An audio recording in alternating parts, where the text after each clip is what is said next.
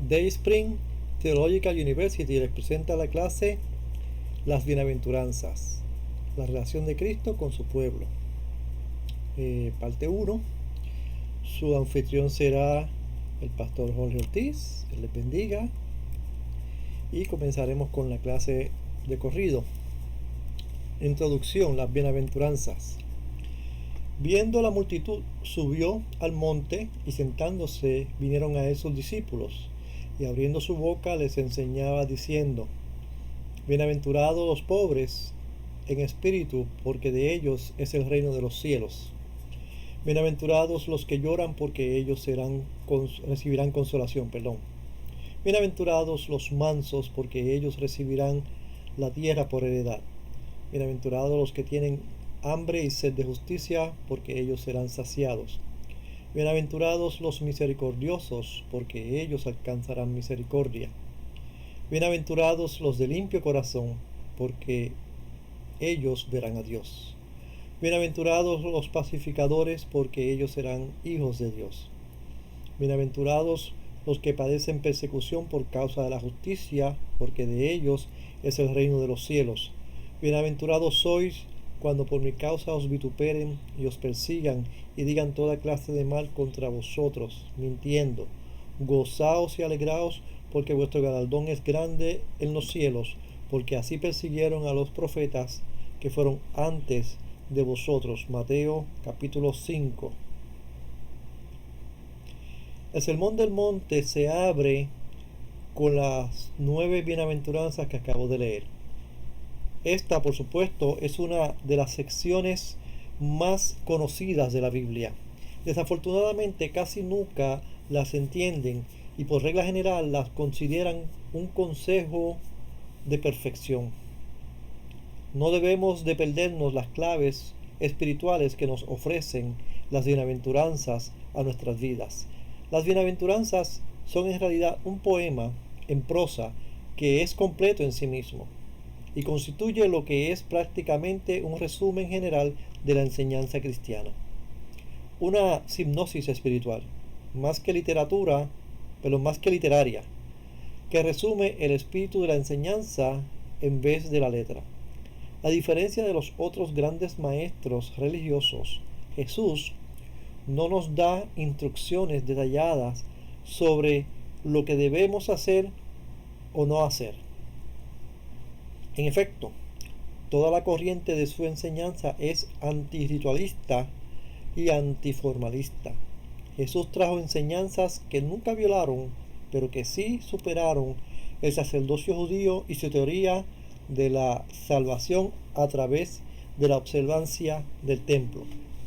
Podemos ver en Juan capítulo 4 del 23 al 24: mas la hora viene y ahora es cuando los verdaderos adoradores adorarán al Padre en espíritu y en verdad, porque también el Padre tales adoradores busca que le adoren. Dios es espíritu, y los que adoran en espíritu y en verdad es necesario que adoren.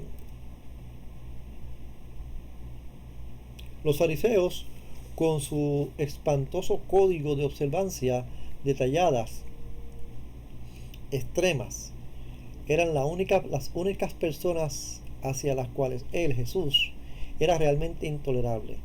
La política de Jesús contrasta con esto en que su objetivo es dejar de depender de las cosas externas, ya sea para una gratificación placentera o para la salvación espiritual, e incluir una nueva actitud mental por completo, y esta política se establece gráficamente en las bienaventuranzas.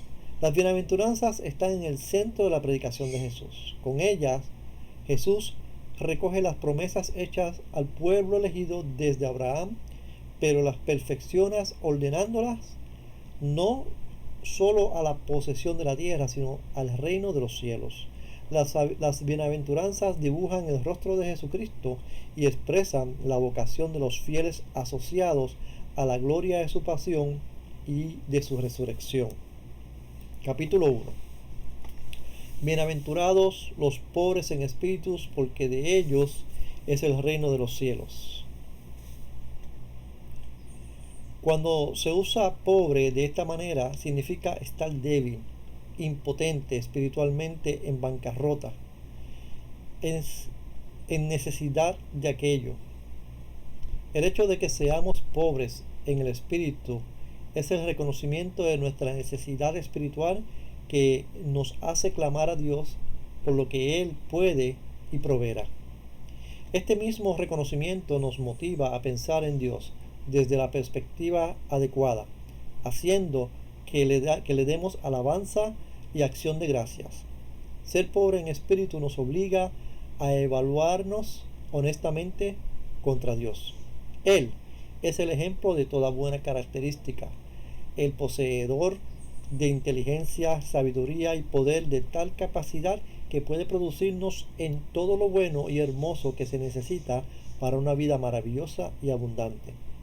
Ser pobre en espíritu no significa en lo absoluto lo que hoy llamamos pobre espíritu.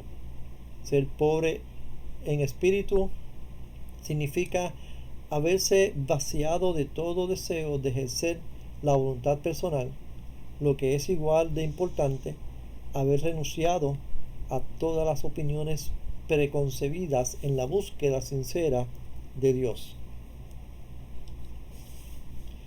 Ser pobre en espíritu significa estar dispuesto a dejar a un lado sus hábitos actuales de pensamiento, sus puntos de vista y prejuicios actuales, aún su estilo de vida actual si es necesario. Deshacerse de cualquier cosa y todo lo que pueda interponerse en el camino de encontrar a Dios. Uno de los pasajes más tristes de toda la literatura es la historia del joven rico que perdió una de las grandes oportunidades de la historia y su triste rechazo porque tenía grandes posesiones. Esta es realmente la historia de la humanidad en general, no porque seamos muy ricos en términos de dinero, sino porque tenemos grandes posesiones en cuanto a ideas preconcebidas, confianza en nuestro propio juicio y en las ideas con las que estamos familiarizados, orgullo espiritual, nacido de la distinción académica, apego sentimental o material a instituciones y organizaciones, hábitos de vida que no deseamos renunciar, a los que no deseamos renunciar, preocupaciones por el respeto humano, o tal vez al ridículo público, un interés personal en el honor y la disensión mundana. Y estas posesiones nos mantienen encadenados a la roca del sufrimiento que es nuestro exilio de Dios. ¿Por qué el mensaje de Cristo no fue recibido con aclamación por los eclesiásticos de Jerusalén? Debido a que tenían grandes posesiones, posesiones de aprendizaje rabínico, posesiones de honor público e importancia, oficios autorizados como maestros oficiales de religión, y estas posesiones las habrían tenido que sacrificar para aceptar la enseñanza espiritual. La gente humilde e ignorante que escuchó al maestro alegremente se alegró de no tener tales posesiones que los alejara de la verdad. ¿Por qué fue en los tiempos modernos, cuando el mismo simple mensaje de Cristo, de la inminencia disponibilidad de Dios, fue nuevamente para mayor parte entre los simples y sin letra que con gusto fue recibido? ¿Por qué no fueron los obispos, decanos, moderadores, ministros y presbíteros a quienes se le dieron al mundo? Nuevamente, la respuesta es porque tenían grandes posesiones de orgullo intelectual y espiritual, grandes posesiones de autosatisfacción y seguridad. Los pobres en espíritu no sufren ninguna de estas vergüenzas, ya sea porque nunca las tuvieron o porque se han elevado por encima de ellos en la manera de la comprensión espiritual. Los pobres en espíritu se han librado del amor al dinero y la prosperidad, al miedo a la opinión pública y a la desaprobación de familiares o amigos.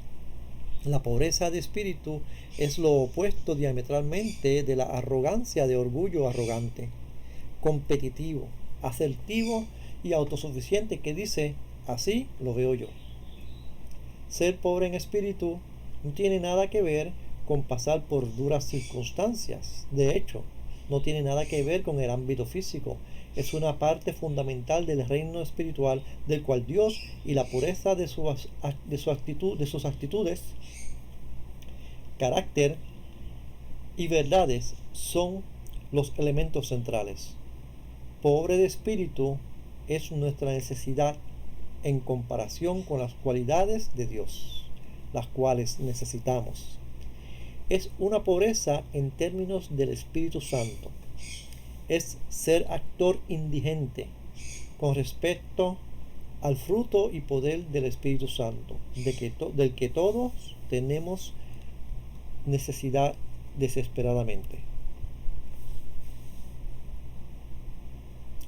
Pobre de espíritu es la actitud del productor de la autoevaluación en la que una persona, al comparar sus propias cualidades espirituales con las de Dios, se encuentra empobrecida con las de Dios. Se encuentran empobrecidas por cualquier virtud de valor para la vida eterna. No solo eso, se encuentran totalmente incapaz, impotente, para ayudarse a sí mismo a relacionarse con Dios. Perdón. Por lo tanto, una persona que es pobre de espíritu ve y aprecia claramente su dependencia con Dios, tanto física como espiritualmente. La humildad es fruto de la relación de su completa dependencia. Él no es nada en sus propios ojos y sabe que su lugar apropiado está boca abajo en el polvo delante de Dios. Primera de Juan capítulo 5, versos 4 y 5 dice, porque todo lo que es nacido de Dios vence al mundo, y esta es la victoria que ha vencido al mundo, nuestra fe. ¿Quién es el que vence al mundo sino el que cree que Jesús es el Hijo de Dios? Jesucristo es el que Dios ha asignado para supervisarnos y capacitarnos. Jesucristo es el ayudante y defensor que acompaña, permitiéndonos ser creados a su imagen. De Él extraemos fortaleza espiritual. Es Jesucristo quien da gracias a los humildes. Bendiciones prometidas a esta bienaventuranza. A los que poseen pobreza de espíritu se les pronuncian bendiciones, bendecidos. En cierto sentido son bendecidos porque ahora tienen una disposición muy opuesta a la natural. La pobreza de espíritu es parte de la naturaleza de nuestro Creador. Mateo capítulo 11, verso 29 dice, llevad mi yugo sobre vosotros y aprended de mí, que soy manso y humilde de corazón, y hallaréis descanso para vuestras almas. Los pobres de espíritu son contrarios a esa disposición arrogante, asertiva y autosuficiente que el mundo admira y alaba tanto. Una persona que es pobre en espíritu se da cuenta de que no es nada. Es como Jesús dijo en Juan capítulo 15, verso 5, sin mí no podéis hacer nada. En Isaías 66, 2, Dios claramente dice que la pobreza de espíritu y la humildad atraen su atención. Mi mano hizo todas estas cosas, y así todas estas cosas fueron dichas, dice Jehová. Pero miraré a aquel que es pobre y humilde de espíritu, y que tiembla a mi palabra.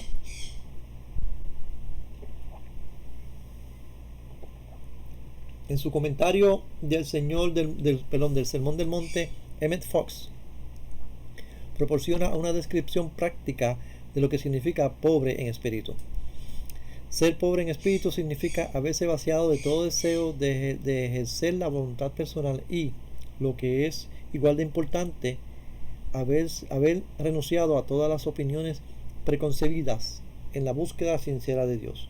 Significa estar dispuesto a dejar de lado sus hábitos actuales de pensamientos, sus puntos de vista y que pueda interponerse en el camino, y prejuicios actuales, su forma de vida actual si es necesario, deshacerse de hecho de cualquier cosa y todo lo que pueda imponerse interponerse en el camino de encontrar a Dios.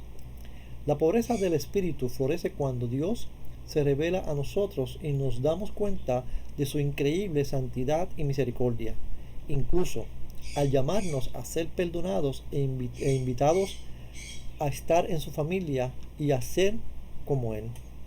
Nuestras mejores adaptaciones son inaceptables, son pobres. No se presenta como una palabra sola, o la palabra pobre no se presenta como una palabra sola. Jesús la conecta con espíritu para aclarar su intención.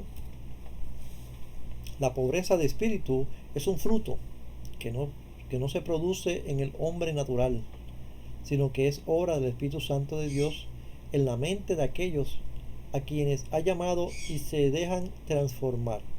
Esto explica por qué ser pobre en espíritu puede abarcar todo el espectro económico también. Es por eso que un Abraham, Isaac, Jacob, David o José de Arimatea, hombres muy ricos, pueden ser simultáneamente pobres en espíritu y materialmente bendecidos por Dios. Ser pobre en espíritu llama la atención de Dios, y como el pobre en espíritu está dispuesto a soltar su propia voluntad, Dios lo sella con su sello de propiedad. Dios solo bendice a los que le pertenecen, pero como requisito principal se debe estar dispuesto a perderse a uno mismo, a admitir nuestra necesidad espiritual a un grado de pobreza. Ser pobre en espíritu es reconocer honestamente y comprender nuestra pobreza espiritual, de hecho, nuestra bancarrota espiritual ante Dios. Por nuestra comprensión de nuestra fe, con el arrepentimiento genuino, Él permite, por su gracia, la sangre de Jesucristo derramada por los pecados del mundo para cubrir nuestros pecados. Nos justifica y nos da acceso a su presencia. Capítulo 2.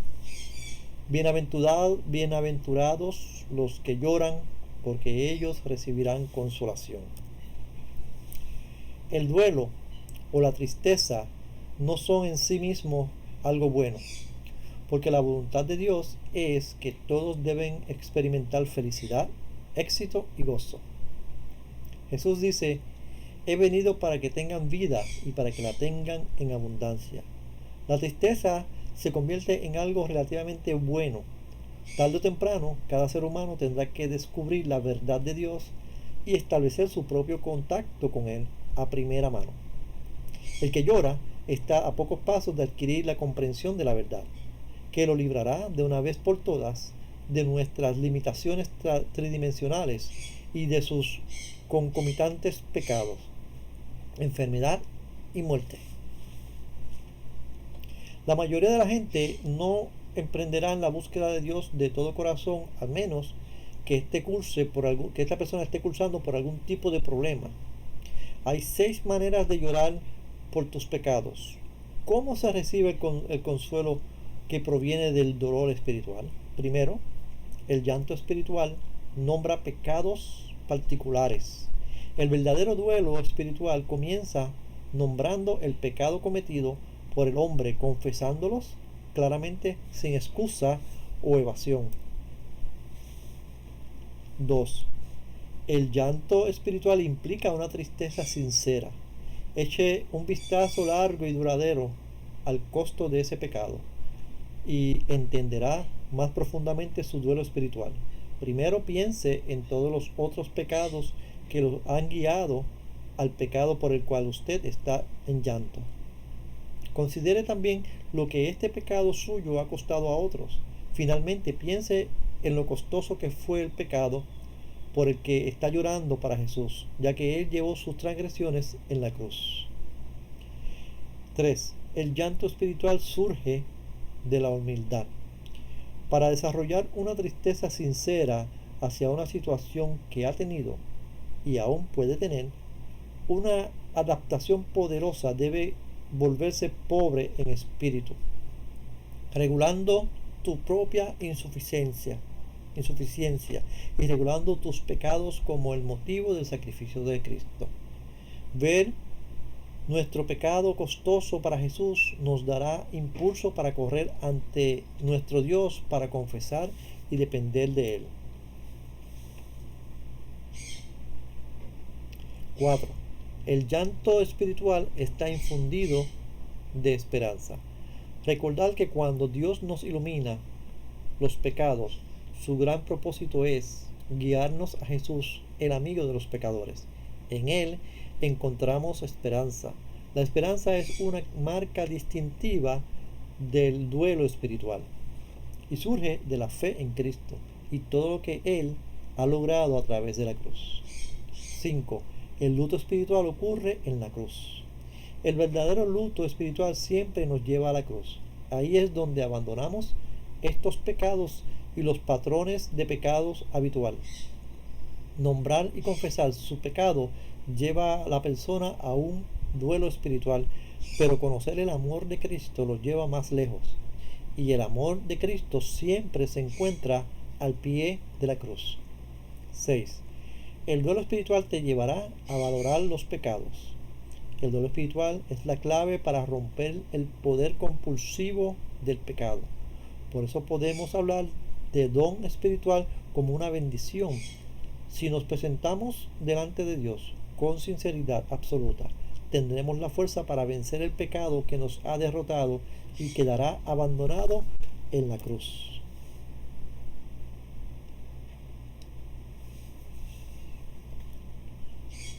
El poder del duelo espiritual.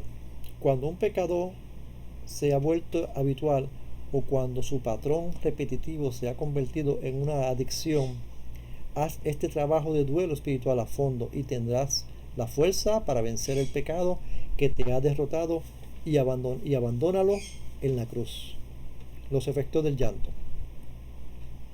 Como regla general, es solo cuando la salud se descompone y los médicos ordinarios no han logrado brindar alivio que las personas se empeñan seriamente en obtener esta comprensión espiritual del cuerpo como la verdadera encarnación de la vida divina, que es nuestra única garantía de superar la enfermedad y finalmente la muerte. Las personas recurren a Dios y adquieren algo de esta comprensión. Nuevamente, generalmente solo cuando las personas sostienen una pizca de pobreza muy aguda, es decir, cuando las fuentes materiales ordinarias de suministro se han secado, recurren a Dios como último recurso y aprenden la lección que el poder divino realmente es la fuerza de suministro del hombre.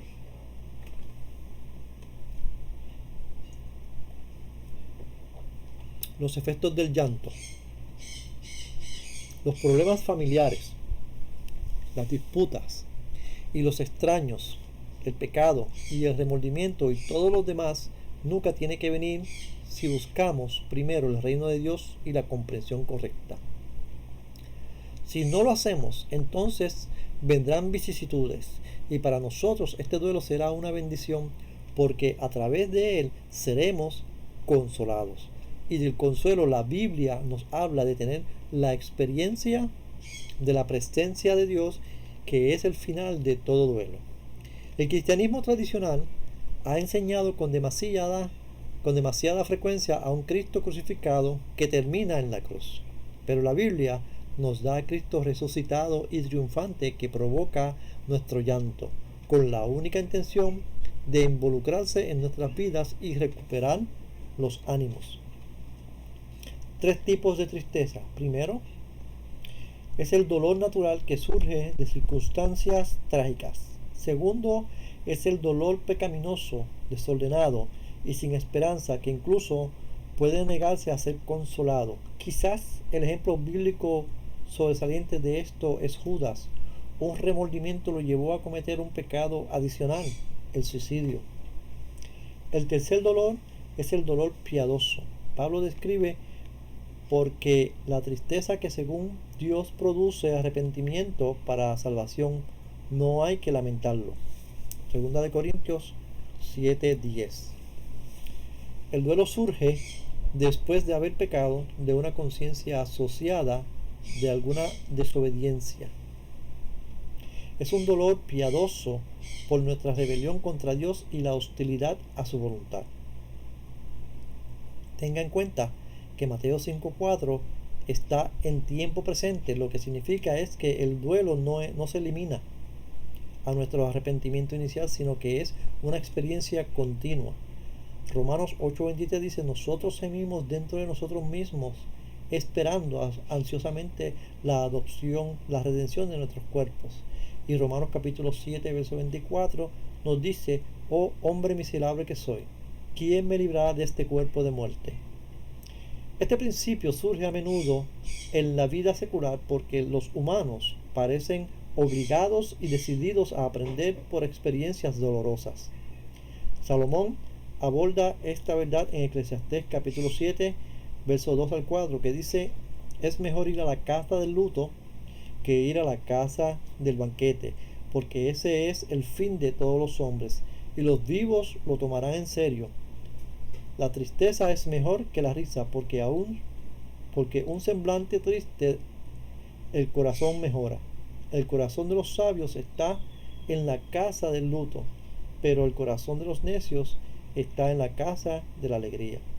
Salomón no está diciendo en ningún modo que se evite los banquetes y la risa, sino que está comparando. Las enseñanzas de Jesús nunca separan este principio de tristeza o duelo del propósito de Dios, porque el tipo correcto de duelo, correctamente dirigido, tiene el poder de motivar resultados maravillosamente positivos. Dios definitivamente quiere resultados, fruto productivo a través de nuestra relación con Él. Como Jesús dice: por esto se glorifica a mi Padre, que lleve mucho fruto, así serán mis discípulos. Juan 15:8.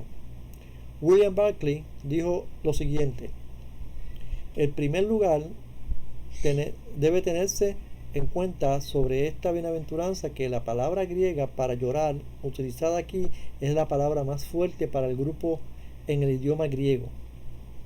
Se define como el tipo de pena que se apodera tanto de un hombre que no se puede ocultar.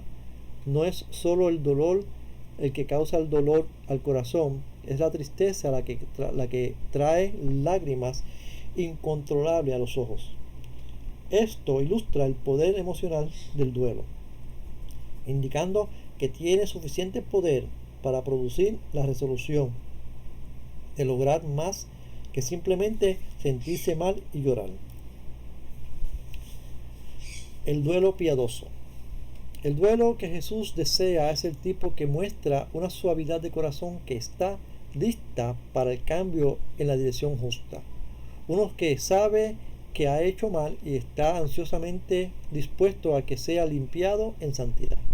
El duelo piadoso juega un papel positivo en la producción de los cambios que Dios desea para producir su imagen en nosotros.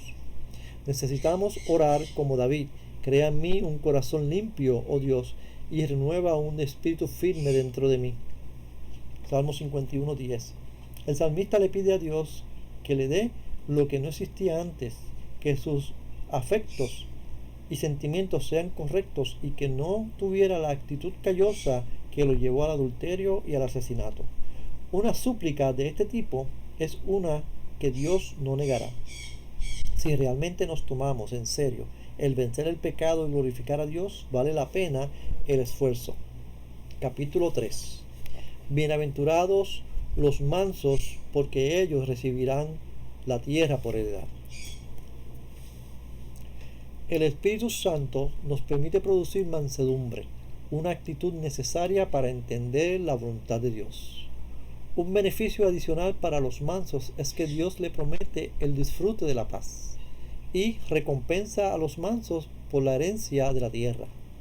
Alexander McLaren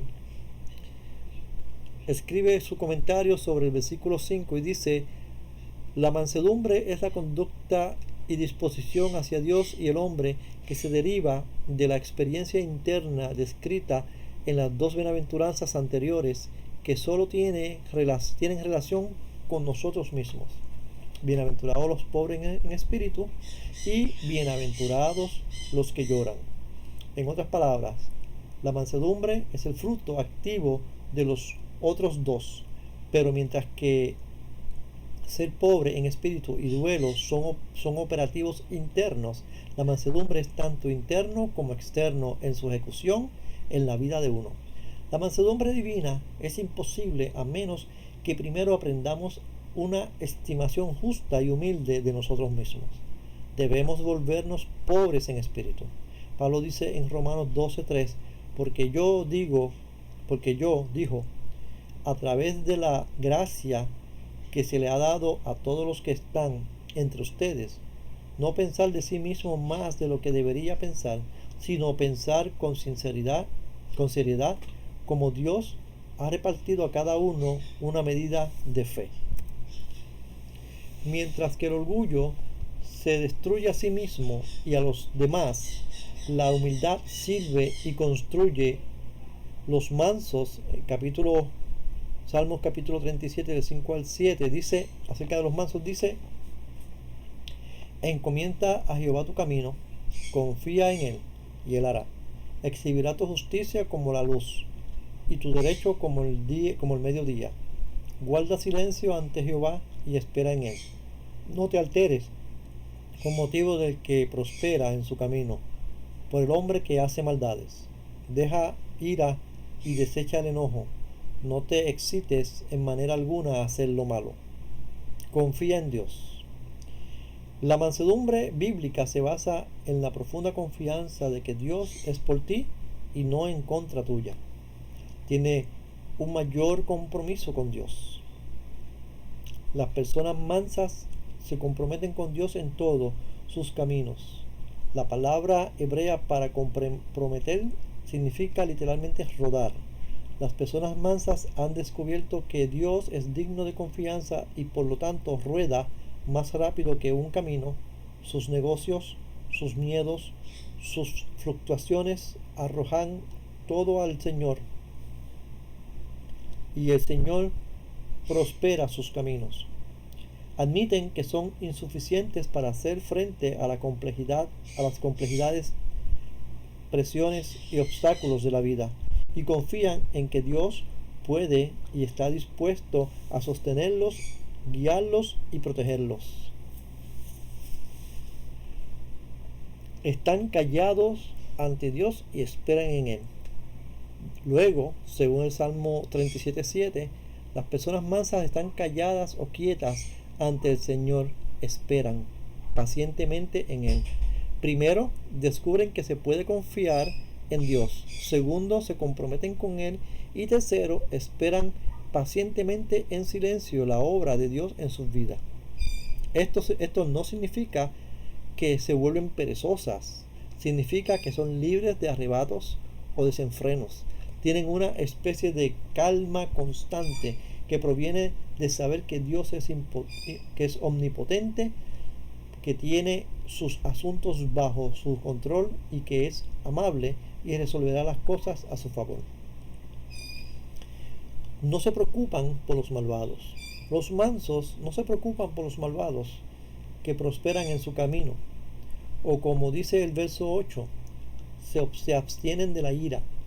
Su familia, trabajo y vida están en las manos soberanas de Dios. Confían en Él, esperan pacientes.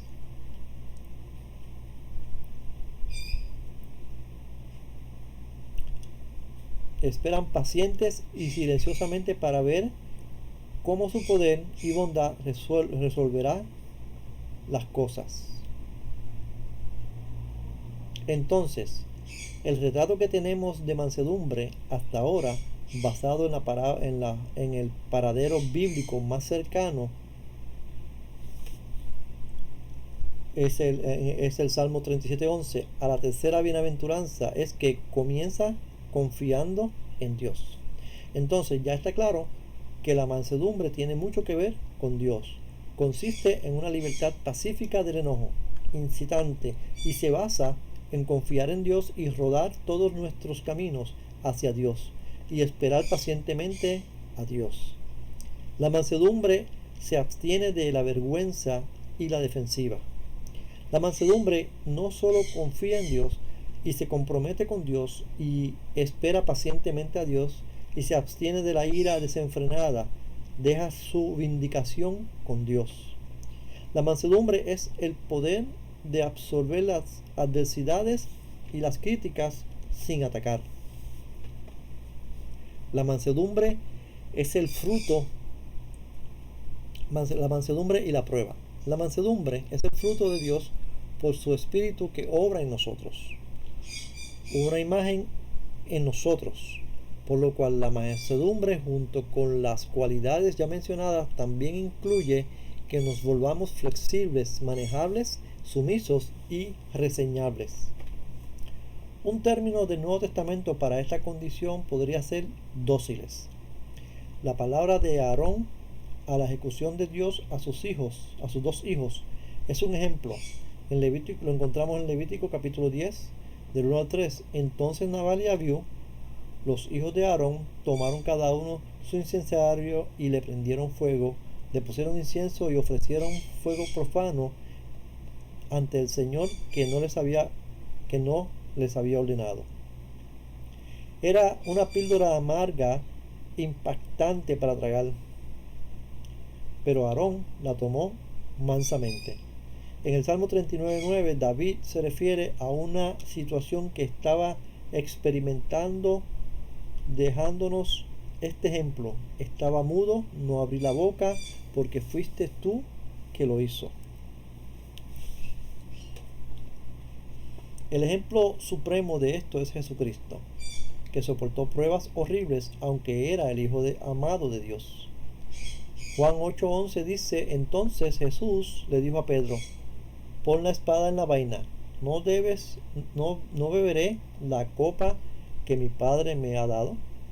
Hechos capítulo 8 verso 32 dice, contiene más información sobre la acción mansa de Cristo. Él fue llevado, no arrastrado, como una oveja al matadero, y como cordero silencioso no abrió su boca.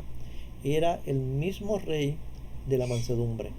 La mansedumbre le permite a una persona soportar con paciencia esos insultos y heridas que recibe de la mano o de la boca de los otros. Le permite soportar la provocación sin ser inflamado por ella.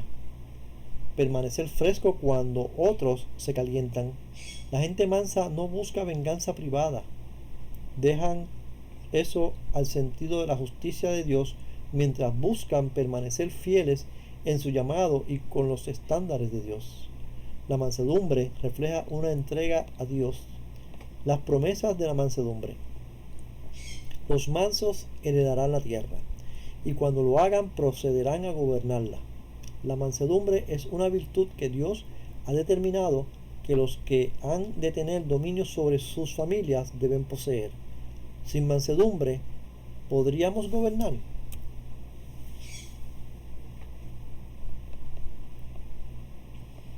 Cuando posees el significado espiritual de este texto, tienes el secreto del dominio, el secreto para superar todo tipo de dificultad. La mansedumbre es toda literalmente la clave de la vida. Notamos que hay dos palabras importantes en el texto: manso y tierra. Primero, la palabra tierra en la Biblia no significa simplemente el globo terrestre. Realmente significa manifestación de gobierno. La manifestación o expresión es el resultado de una causa.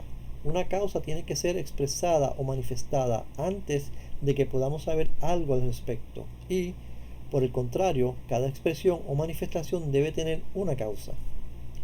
Solo lograrás gobernar tu mundo a través de conquistar la mansedumbre. En otras palabras, su tierra significa la totalidad de su experiencia externa. Y heredar la tierra significa tener dominio sobre esta experiencia externa, tener poder para armonizar tus condiciones de vida y lograr el verdadero éxito.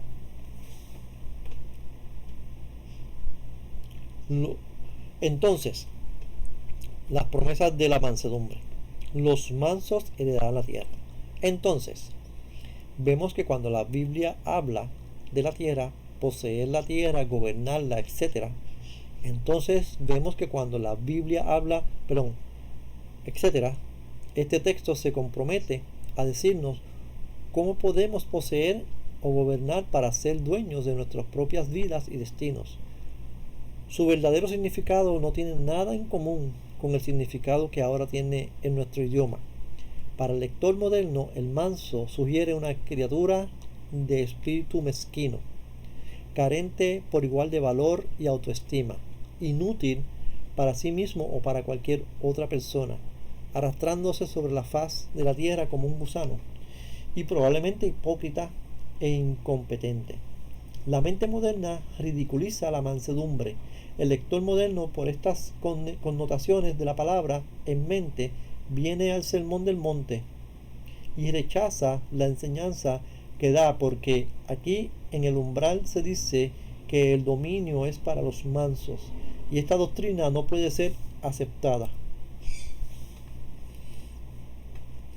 El verdadero significado de la palabra manso en la Biblia es una actitud mental para la cual no hay otra palabra disponible.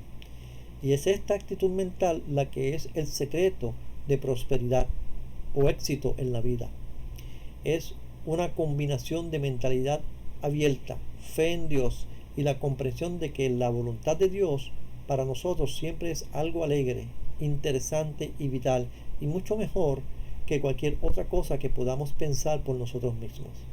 Este estado mental también incluye una disposición perfecta para permitir que la voluntad de Dios se produzca de cualquier manera que la sabiduría divina considere mejor, en lugar de alguna forma particular que hayamos elegido para nosotros mismos. Esta actitud mental compleja es el análisis, esta actitud mental compleja en el análisis, pero simple en sí misma, es la clave para el dominio o éxito en nuestro territorio, en nuestro testimonio. No hay una sola palabra para ello en el habla común, porque tal cosa no existe en el mundo secular, excepto para aquellos que están sobre la base espiritual de enseñanzas de Jesucristo. Pero si deseamos heredar la tierra, debemos adquirir absolutamente esta mansedumbre.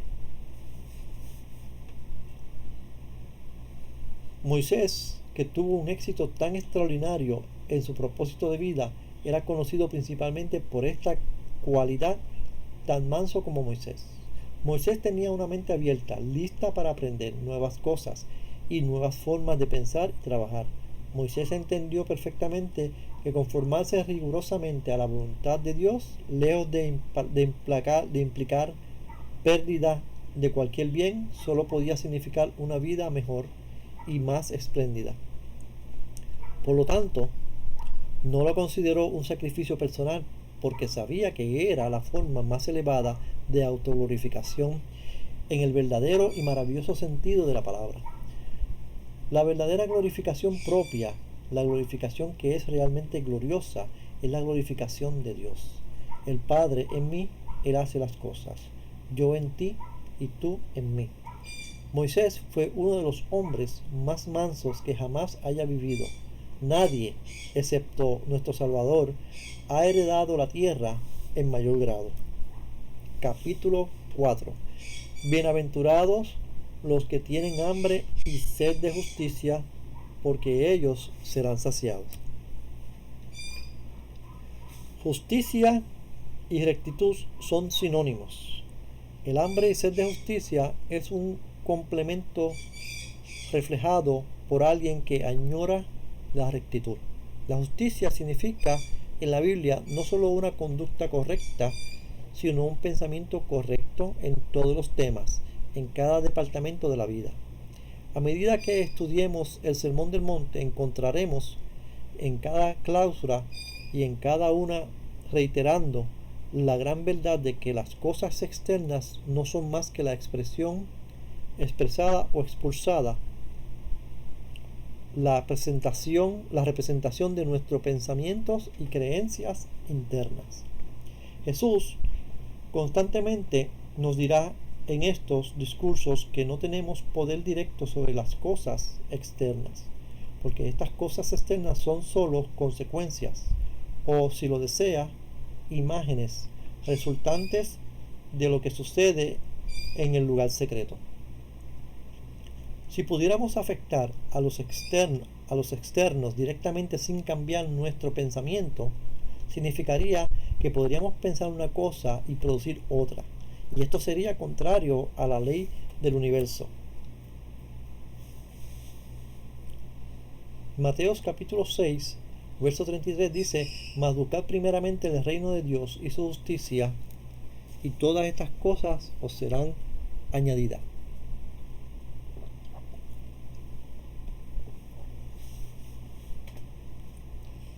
Aquí tiene el sentido de buscar todas las bendiciones espirituales, el favor, la imagen y las recompensas de Dios.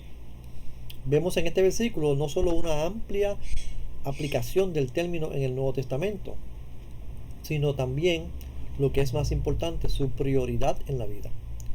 Esto encaja perfectamente con la metáfora del hambre y la sed. No es suficiente anhelar ambiciosamente el quererlo. Según estos, el reino de Dios y su justicia son las principales prioridades en toda la vida. Buscar la justicia de Dios es de suma importancia. De justicia a santificación. El tipo de justicia por los cuales debemos tener hambre y sed es el que ocupa la mayor parte de nuestra vida después de la conversión.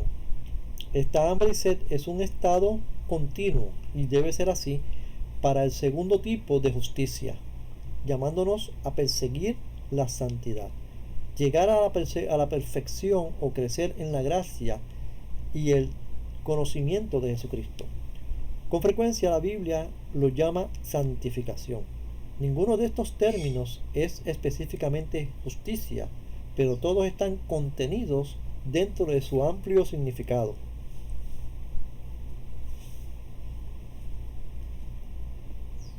Esa justicia se crea en nosotros, impartida por el Espíritu Santo de Dios, después de la justificación, a medida que experimentamos nuestra relación con Dios. Dios no puede crear su carácter santo y justo por la fuerza, ni tampoco de manera automatizada. Requiere la cooperación voluntaria de los que son llamados. Ejercen su libre albedrío moral, se someten a él en cada vivencia y experiencia de la vida. Su misión voluntaria es difícil y por lo tanto el cristianismo no es un paseo fácil por un jardín. A través de estas bienaventuranzas Dios nos presenta un serio desafío. Debido a que debemos desarrollar esta hambre y sed de justicia continuamente, establece un requisito exigente. ¿Verdaderamente queremos la bondad de la justicia de Dios? ¿Queremos tanto como un hombre hambriento desea comida o un hombre reseco requiere agua? La mayoría de nosotros deseamos el reino de Dios y su justicia, pero desafortunadamente no sabemos medir nuestros deseos y lo que estamos dispuestos a sacrificar por obtenerlo.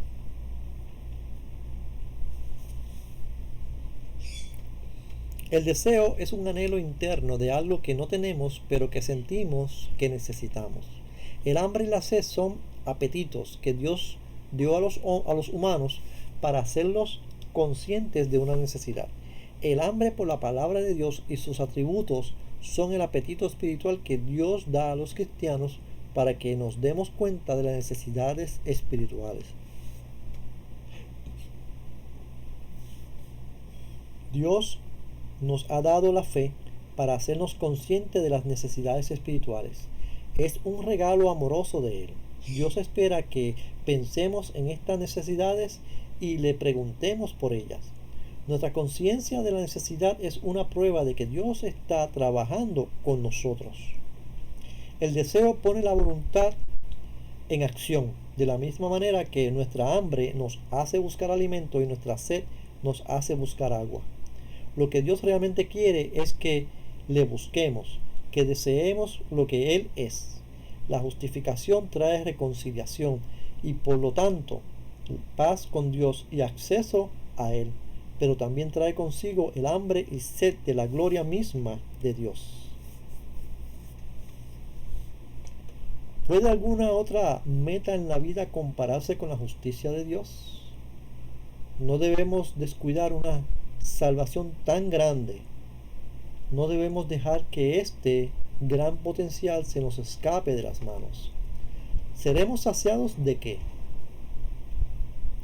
Los antropomorfismos bíblicos nos dicen que Dios tiene oído, voz, manos, ojos, mente, pensamientos, así como nosotros los tenemos, para que todos los que tocaremos sea bendecido. Por consiguiente, Dios nos hizo a su imagen y semejanza. Existe un agujero profundo y abierto dentro de nosotros que solo puede ser llenado con la presencia de Dios. El relleno se llama el saciar de la presencia de Dios. Seremos saciados de su presencia. Estar en la presencia del Señor es vivir en la paz de Dios, construyéndola cada día. Estar en la presencia del Señor es hacer la justicia como el profeta lo anuncia. Estar en la presencia del Señor es tener el gozo victorioso de Jesucristo. Estar en la presencia del Señor es estar lleno del amor de Dios. Como todas las cosas, como todas otras bienaventuranzas, esta también tiene una promesa. Recuerde, esta es un hambre creada por Dios que comienza cuando nos llama a ser su familia. Cuando Dios crea hambre y sed en nosotros es para que Él pueda llenarlo. Cuando Dios crea en nosotros la necesidad de conocerlo, comprender su voluntad y ser con Él, el propósito expreso de atraernos a Él para que abracemos su justicia como parte de nosotros mismos. Al igual que el hambre y la sed natural, primero hay que ser llenado inicialmente y luego continuamente.